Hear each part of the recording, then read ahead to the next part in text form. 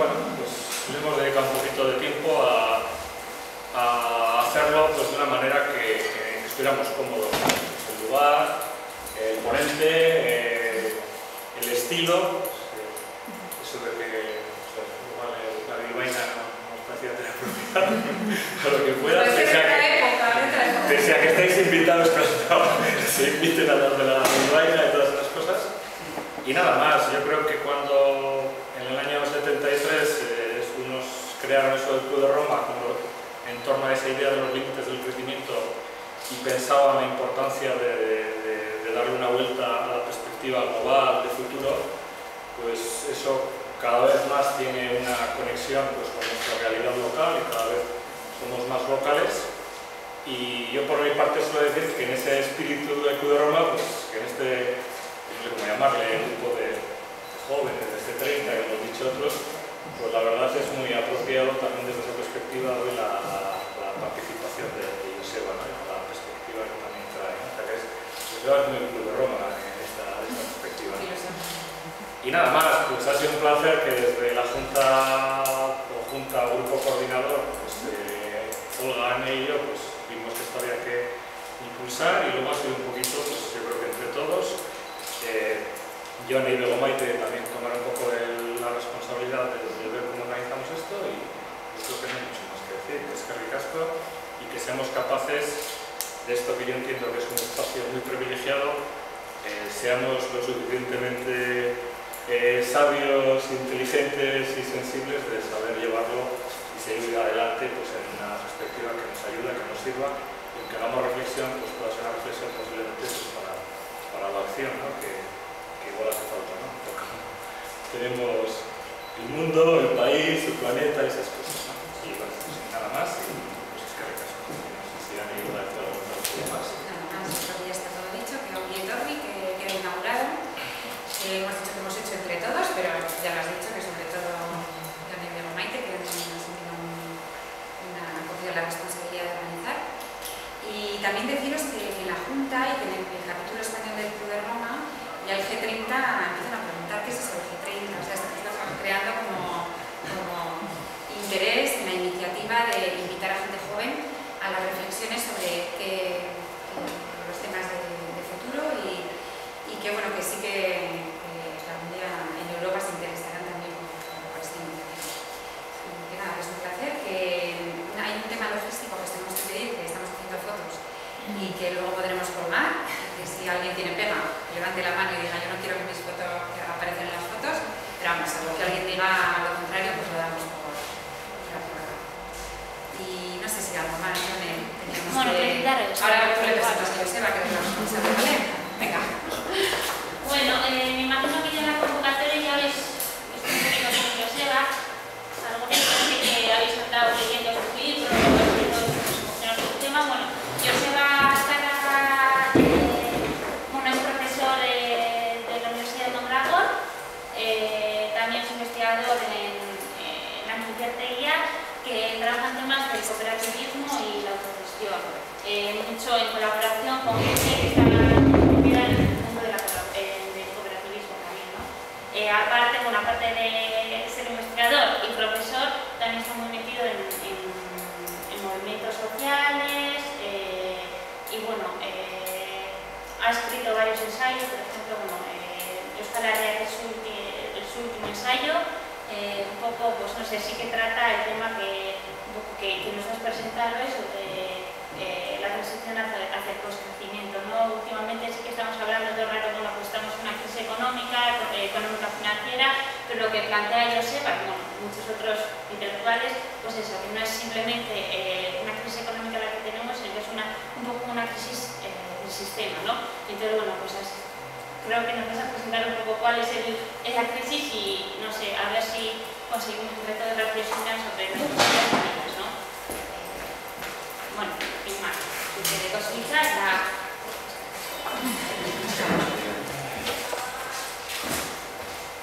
Bueno, eskerrik asko gonbidapenatik. Hori bada. Gonbida asko artean da intentan, ez da hola retorika hutsa eta bueno, empezar comentamos que para mí sobre este tipo de cuestiones es muchísimo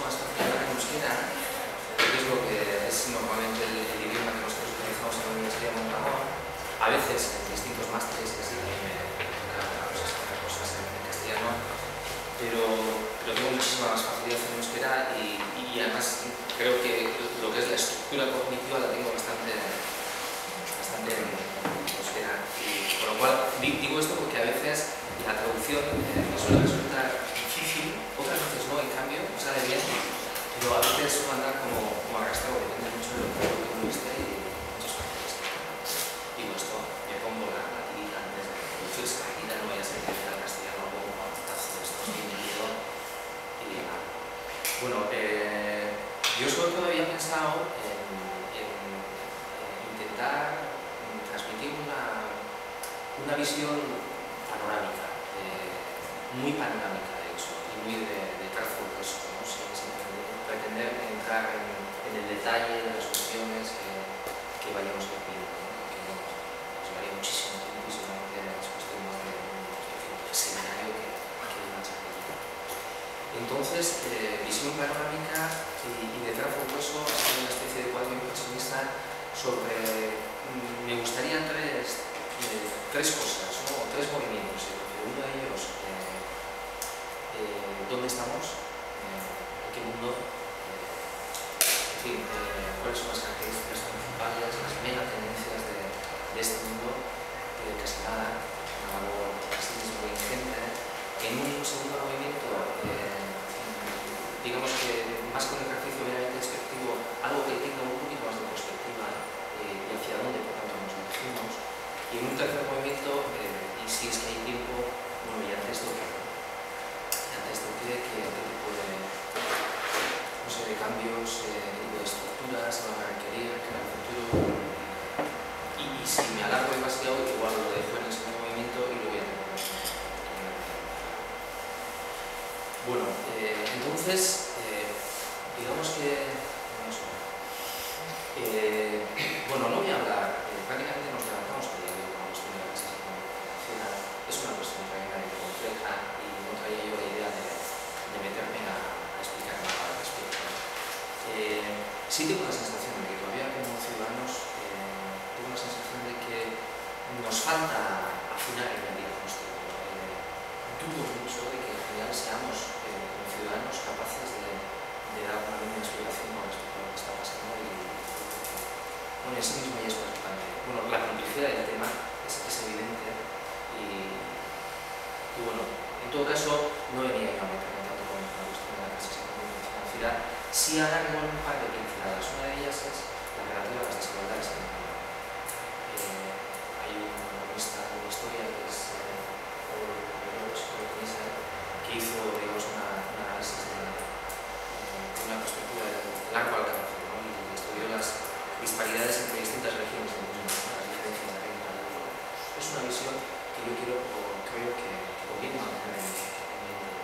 Las diferencias en 1750 eran el doble, mientras que en 1976 eran 30 veces más.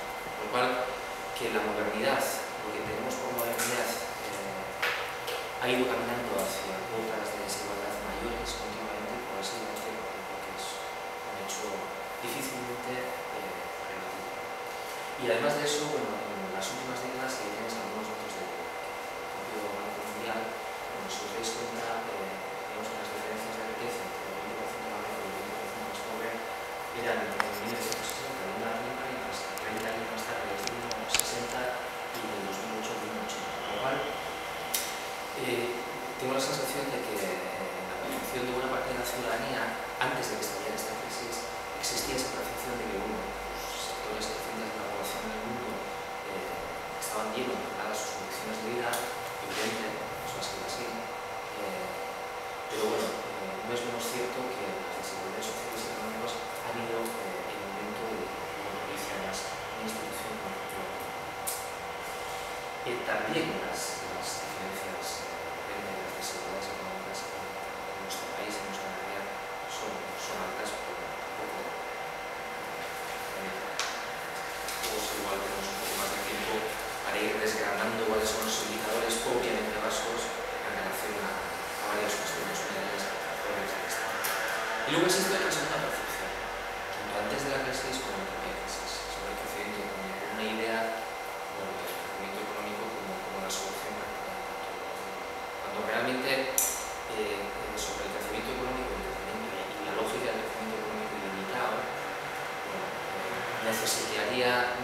una lectura muchísimo más compleja, porque, entre otras cosas, porque si estamos donde estamos en estos momentos, en una situación de colapso del mundo financiero y de deterioro ecológico masivo y progresivo, y además una situación en la que las desigualdades socioeconómicas son mayores que nunca en la historia de la humanidad, y si además en los tiempos del propio crecimiento económico vivíamos en sociedades de crecimiento que duplicaban cada año el consumo ansiolíticos, bueno, uno dice, bueno, cuando menos el crecimiento económico es una idea que merece una lectura muchísimo más compleja de la que estamos haciendo en los sociedades. Bueno, y además de esto, y aquí lo voy a dejar, el capítulo este sobre la crisis económica, sabéis que estamos viviendo un proceso de desmantelamiento de nuestra bienestar, conceptos duros como el de saqueo, creo que son pertinentes a la hora de intentar caracterizar el tiempo que habitamos y el sistema también que nos habita. Además, curiosamente, estamos ante un enorme proceso de distribución de la riqueza. O sea, no en el sentido clásico de la distribución de la riqueza normalmente se entiende, sino en inglés. Bueno, y probablemente toda la cuestión del sobreendeudamiento nos lleva a tener que aceptar el hecho duro de que no nos pagamos. Pero bueno, lo voy a dejar. Voy a referirme a otra serie de megatendencias que están incidiendo directamente en el mundo actual, en nuestras vidas también, tienen una incidencia más real de lo que pensamos que en realidad tienen, y seguramente además son megatendencias que cada vez van a tener todavía una incidencia mayor. Por lo tanto, desde el punto de vista de la perspectiva, de aquí a utilizando un lapso de tiempo que puede ser de 15 o 20 años más o menos. Sabéis que los planes estratégicos se hacen cada 5 años, pero yo utilizo un periodo de tiempo un poco más. Bueno, son megatendencias, por tanto, que van a determinar más, van a condicionar más el mundo del futuro, bueno, en mi opinión, en mi humilde opinión y en la de muchos otros analistas. El primero de ellos es la crisis energética. Este es un tipo clásico, ¿no? Sobre el tipo de producción. Es un concepto de tipo que supongo que los que estamos aquí probablemente manejaremos todos con cierta soltura. No así el conjunto de la sociedad, digo que en esto también, en estos últimos 2 años, quizá hemos dado algún paso. Es verdad que en las conversaciones casi incluso de diarias se oye cada vez más hablar sobre toda la cuestión relativa a la energía, porque hemos perdido muchísimos años sin enterarnos absolutamente de lo que está pasando respecto a este hecho. A mí me ha tocado últimamente vivir en otras sociedades como la norteamericana o la chilena, y me doy cuenta de que los medios de comunicación en general, la propia televisión, son cuestiones que están mucho más en el día a día. Bueno, aquí quizá hemos andado también igual un poquito despistos con cuestiones que eran claras. Pues el concepto de Pickle, como sabemos, como sabéis, es un concepto muy importante. Debiéramos utilizarlo con muchísima soltura y hace alusión al hecho de que va a llegar un momento dado en el que, digamos, la cantidad de petróleo que tengamos en el subsuelo, o digamos que hayamos consumido la mitad más uno de todo el petróleo que tenemos en el subsuelo. ¿Qué supone esto? Bueno, pues un auténtico punto de inflexión en la historia. De hecho, el mundo se ha configurado en gran medida sobre la base de una matriz energética. La modernidad clásica industrial se fundamentó sobre la aportación realizada por las energías fósiles. Entonces, no se entiende prácticamente nada de lo que ha sucedido en estos últimos 100 años si no se hace referencia a los combustibles fósiles. No se entiende prácticamente nada. La población en el siglo XX se multiplica por 4, la economía por 14, el consumo energético por 6, la producción industrial por 40, las emisiones de dióxido de carbono por 13, el consumo de agua por 4. Todo esto sucede precisamente porque empezamos a explotar de forma masiva los combustibles fósiles. Entonces, los datos que nos dicen, bueno, que están presentes de una manera directa o indirecta, se calcula que el 95% de los bienes industriales no son los producidos. porque está presente en aproximadamente el 90% del transporte mundial, que es la base de una naturaleza. Está en el 95% de todos los bienes que diariamente tenemos en este país. Han llegado ahí precisamente gracias a esto. Y sabéis además que existe una correlación directísima entre lo que es hay una especie de solapamiento entre lo que es la geografía de la guerra, los conflictos bélicos, y lo que es la geografía de la guerra. No se escapa nadie ya prácticamente en nuestras sociedades. En estos momentos Estados Unidos ocupa militarmente prácticamente todo el Golfo Pérsico, que es donde están las grandes reservas de petróleo. Ocupa militarmente 4 países, que son Dubái, Irak, Emiratos Árabes y Arabia Saudí. Le falta un quinto, que es Irán. ¿Lo sabéis? En fin. Bueno, algunos calculan que para esta primavera o más tarde los expertos en estas cuestiones en verano se estarían pronosticando una guerra por lo que podría tener una naturaleza incluso de cambio climático. Entonces, los efectos básicamente del agotamiento de los combustibles fósiles como fuentes de energía baratas y abundantes nos pone ante un escenario de cambio estructural de lo que son los precios, de cambio estructural en el escenario de los precios. Y es uno de los fenómenos más inquietantes, más importantes o de mayor trascendencia de nuestra época. La subida, digamos, de los precios de los insumos energéticos supone obviamente una elevación de los precios de producción y por tanto una elevación general de los precios en la economía. Curiosamente, los productos locales ganarían terreno, obviamente terreno respecto a productos foráneos, y además tiene una situación potencialmente muy peligrosa, aquella de ser importador de alimentos, masivamente importador de alimentos, en una situación o en un contexto histórico post-socialista. Sabéis que la agroindustria sería uno de los sectores más perjudicados. Pues precisamente lo que necesita petróleo es absolutamente todo. Quien tenga huerta lo sabe, o quien utilice determinadas técnicas en la huerta, ¿no? Necesita petróleo para labrar, irrigar, fertilizar, cosechar, comercializar, las plagas, absolutamente para todo. El movimiento de la agroindustria que nos produce. Por eso es tan importante construir alternativas, por ejemplo, las que se fundamentan en la agroindustria. Podemos hablar más al respecto. Entonces, esto supone que por primera vez en la historia no seremos capaces de aumentar la cantidad de petróleo que extraemos, que refinamos y que ponemos en el mercado. Esto nos llevaría a una falta de suministro energético para sostener lo que es el metabolismo de la sociedad urbana, industrial, moderna, que actualmente conocemos y que vivimos. Ni qué decir de la posibilidad de alimentar su continua y dinámica expansiva.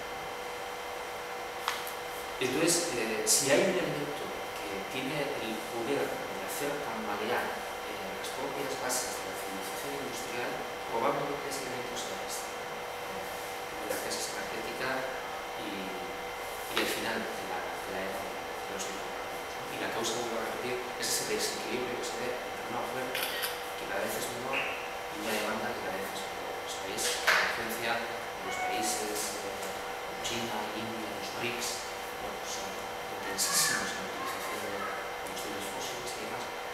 Y entonces, bueno, pues hay miles de millones de personas que se están sumando a esta fiesta cuando cada vez queda menos líquido, queda menos cerveza, si se me permite la expresión, de esta tremenda fiesta que hemos organizado en estos últimos 200 años, ¿no?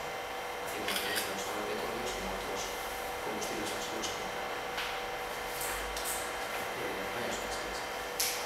Bueno, este es un gráfico que muestra hasta qué punto podemos estar hablando de un periodo excepcional en la historia de la humanidad. Algunos hablan de